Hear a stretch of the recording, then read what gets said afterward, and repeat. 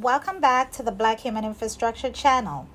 Please continue to like, share, and subscribe and help us to grow in our community.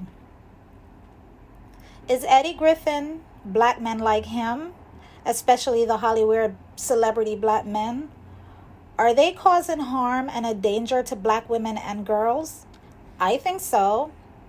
By now, most of you have read or heard about the disparaging, disrespectful, hate for black women lies that gross, dehydrated, burnt raisin, liver in poor health Eddie Griffin have been spreading on his pathetic Chitlin Circuit clown show. Eddie checked his bank account and realized the way to get racist America to keep money in his pocket is to hop on the denigration of black women for profit train. And yes, that is a thing. Per USA Times post, according to multiple patrons who were in attendance at Eddie's Chitlin Circuit Clown Show, what's probably most troubling was Griffith's alleged disparaging comments about black women. He refers to black women as weak, that black women destroyed the black family by accepting Section 8 and other welfare benefits from the white man. Black women caused black men to leave their families, didn't allow the black men to be in the home. Those were just a few of Eddie's shucking and jiving for white acceptance, disparaging comments about black women. So let's explore. Griffin was born in Kansas City, Missouri, and was raised by his single mother, Doris Thomas, a phone company operator. His family were Jehovah's Witnesses. In 1984, at 16 years old, he moved to Compton, California to live with his cousins. He later became a father and enlisted in the Navy, but was discharged within months for using marijuana. After 6 months in jail on an assault convicted following a fight, he made ends meet dancing and painting houses. So the deadbeat dad, who was raised on welfare because of his deadbeat dad not being in the house to help and raise him and financially support him and his mother, have the gall to insult black women's hardship and plight? Per Mary F. Howard Hamilton from the Indiana State University, understanding why the experiences of black women are different from those of other women and those of black men is steep in the historical progression and ideology of black people in the United States. In the early 19th century, black women were viewed not as being financial contributors to the household, but as being supportive of their spouses and dealing with domestic duties. Educational attainment was not intended for persons, particularly black women, who were considered to be less than human, slave or not.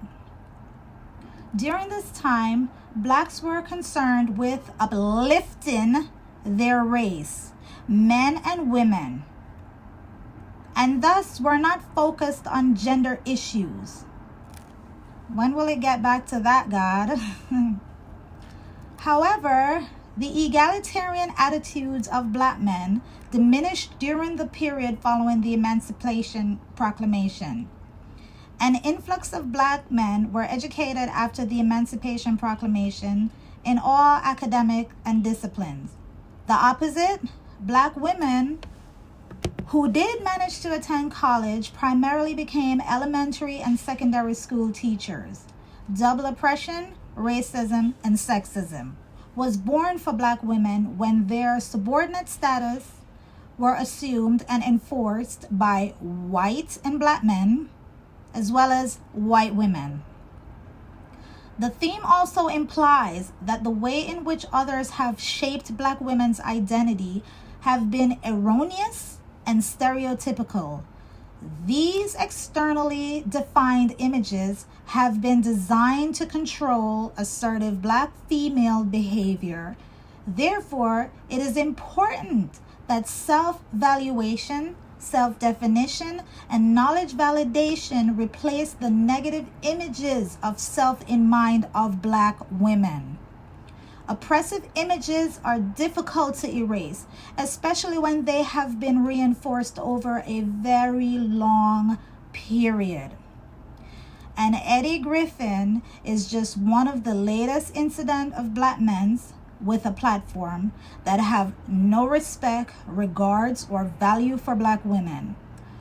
Only for our dollars. Black women, it's time collectively we stop financially enriching everybody's pocket, but especially Black men like Eddie, who stay playing in our faces for profit and then take it right back to massa by way of non-Black women, and that they put on a pedestal and value.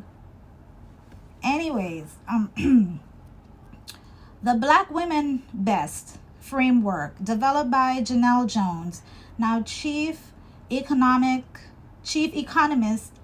at the Department of Labor, argues that Black women who since our nation's founding have been among the most excluded and exploited by the rules that structure our society.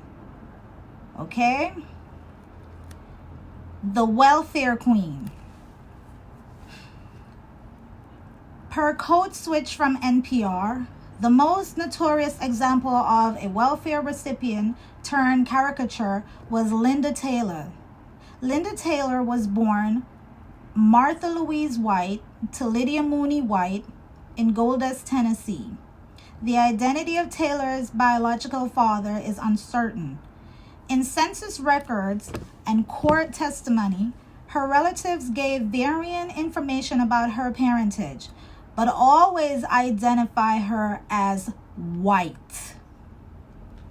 The media fascination around Taylor, a prolific con artist from Southside Chicago, or Chicago Southside, gave rise to the term welfare queen in the 1970s.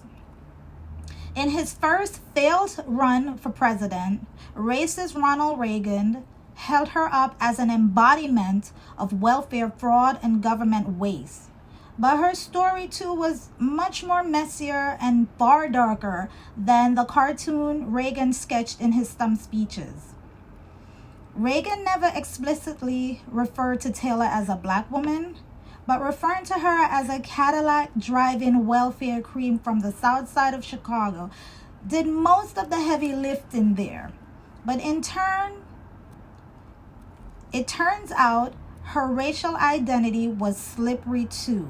She identified at various points as Filipino, Latino, white, and Black, depending on what her crimes and aliases required. But it was her Blackness that made the welfare queen trope stick. It was her Blackness, okay? A grim racist irony around these characterization is that Black women became the face of welfare, even as the program that had long been closed off to them. The program most of us refer to as welfare began as aid to dependent children during the New Deal and offered financial assistance to women whose husband could not work, were not around, or were dead. Per historian Pramila Nadesan, when it was started, the architects of this program assumed that the beneficiaries would be largely white women who were widows. Black women were often rejected when they applied for those benefits, and if they did receive them, they were conditional. In the South, Nadesan said, officials would do things like cut off welfare aid to Black women during cotton picking season. It was the assumption that Black women didn't belong in the home and didn't need to take care of their children. Was there ever a time in history that Black women were ever treated humane, valued, and loved? As more Black folks move out of the South during the Great Migration and civil rights activists chipped away at discrimination in welfare policies, It became easier for poor black women to get welfare, even though the biggest share of welfare recipients were white, as it is today in the year of our Lord 2023. Not black women, okay? Eddie Griffin and racist people, not black women. Per the National, while there is less national attention paid to black women, police brutality and state-sponsored violence against black women is large-standing and pervasive. Why do government decision makers and police officers respond to black women with violence and indifference? Because the ever-pervasive welfare queen myth has taught us to devalue the lives and humanity of black women, making them expendable and not fully human. Along with fueling ever-growing inequality on racial and gender lines, the welfare queen myth is literally killing black women at the hand of our nation's government. About 60% of families that are unhoused are single mothers. Households have been black. Let me read that again. I'm sorry.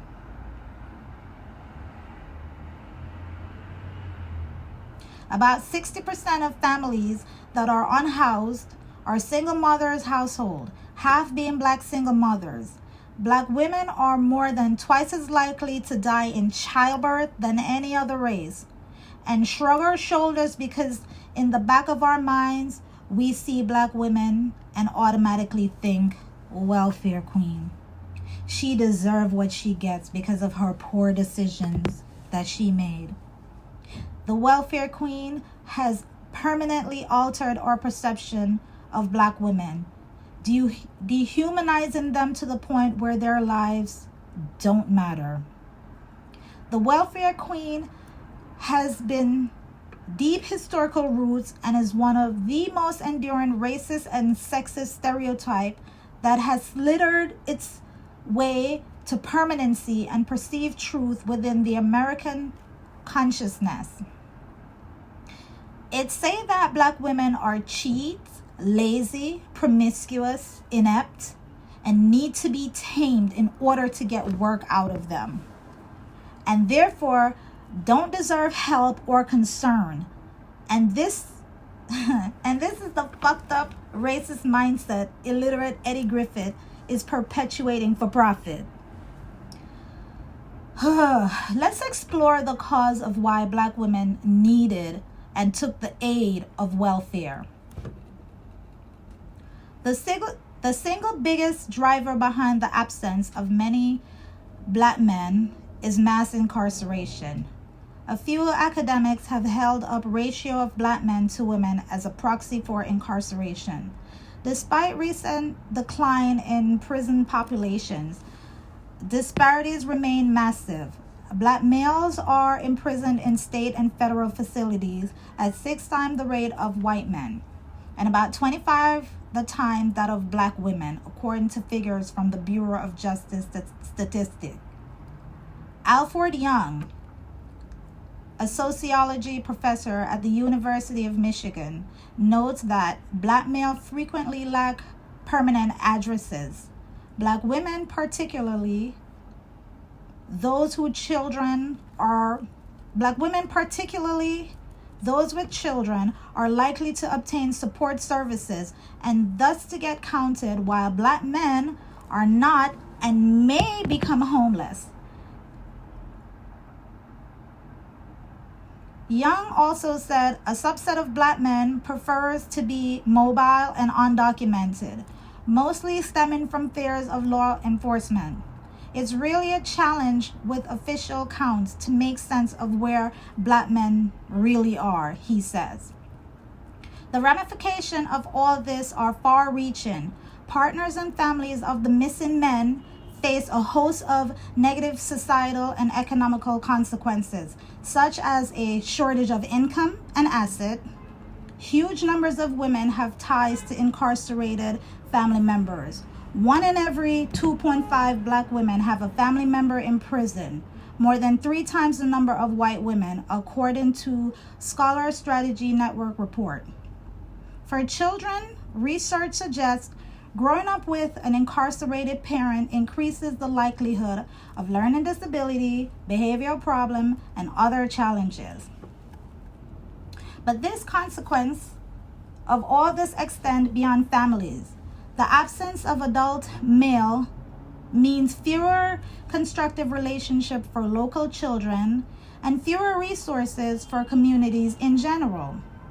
It's not simply large numbers of men not being present around their children or their partners, Young said, but what it means in a community context to be invisible. Illiterate, ignorant, and invisible Eddie Griffin. Literally, fuck you.